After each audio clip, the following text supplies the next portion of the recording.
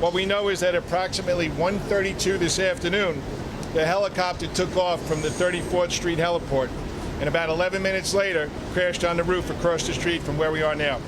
Right now, our Detective Bureau, our Intelligence Bureau, the FBI are working with the FAA and the NTSB to gather additional info on the pilot. We believe we tentatively identified the aircraft, the flight path, and its owner.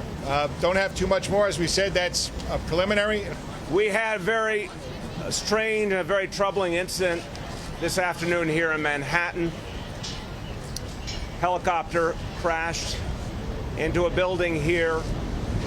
I want to say the most important thing first. There is no indication at this time that this was an act of terror, and there is no ongoing threat to New York City based on all the information we have right now. I've checked in with the fire department, police department, and buildings department. There is no danger of any kind to New Yorkers at this point. And what I'm going to tell you and what my colleagues are going to tell you is all preliminary information. I'm going to emphasize to everyone a full investigation is going on, but we have only preliminary information at this point in time. But what we do know is that one person died in this helicopter crash. That person is presumed to be the pilot, but we are still waiting for absolute confirmation of that fact. There does not appear to have been any passenger in the helicopter, but again, we're waiting for absolute confirmation of that fact. We do not know the cause, but again, we have no indication that there was any terror nexus here. There were no other injuries that we know of at this point in time to anyone in the building or on the ground. And I want to just say, thank God for that. This could have been a much worse incident. And thank God no other people were injured in this absolutely shocking, stunning incident.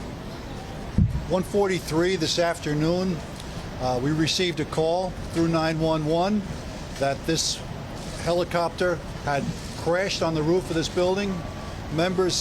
Our units, local units, responded in a little over 4 minutes. Members of the fire department, members of the police department made their way to the roof. We were able to put water on the fire quite quickly. Unfortunately, we did find a victim with the helicopter who, as the mayor stated, we presume was the pilot. That is the only victim of this crash. The fire has been extinguished. There was some amount of fuel leaked, which we've mitigated. And right now, the building is safe. We haven't reoccupied it. The building management had begun a complete evacuation of the building. That was ongoing as we arrived. And members of the fire department, the police department will remain on scene and await the arrival of NTSB and other agencies.